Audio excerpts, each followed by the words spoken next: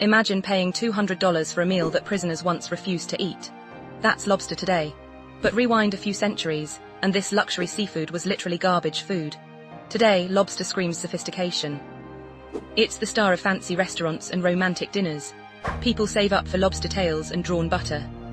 But this wasn't always the case. In fact, lobster's story is one of the most dramatic reversals in culinary history. In colonial America, lobsters were absurdly abundant. They'd wash up on beaches in piles 2 feet high after storms.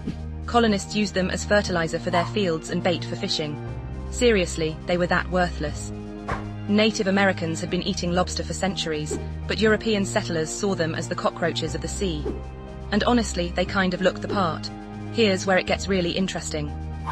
Servants and prisoners were fed lobster so frequently that some colonies passed laws about it. Massachusetts servants had contracts stipulating they wouldn't be fed lobster more than 3 times per week. Can you imagine complaining about too much lobster today? Prisoners actually protested being fed lobster constantly, calling it cruel and unusual punishment. So what changed? How did bottom feeders become bank breakers? The transformation happened in the mid-1800s with the arrival of railroad transportation. Canned lobster could now travel inland to people who'd never seen the ocean. These landlocked Americans had no idea lobster was poor people food on the coast. To them, this exotic seafood from far away seemed luxurious and special. Then came the marketing genius.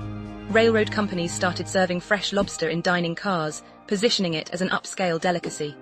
Restaurants in cities like New York and Boston followed suit. They realized people would pay premium prices for what coastal communities threw away. The rebranding was brilliant and completely manufactured.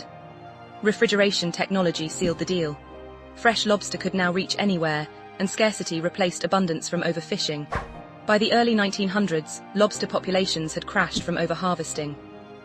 Basic economics took over. Less supply plus growing demand equals skyrocketing prices. The final piece was cultural perception. Once wealthy people started eating lobster, everyone else wanted it too. Status symbols work that way. Within just 50 years, lobster went from prison food to prestige dining. The same creature, completely different meaning.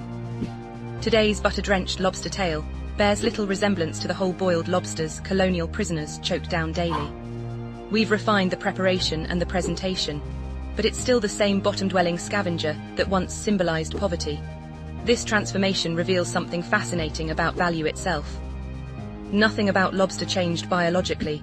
It's our perception that shifted entirely. Sometimes luxury is just scarcity with good marketing. And sometimes yesterday's trash becomes tomorrow's treasure, through nothing more than clever positioning and cultural amnesia.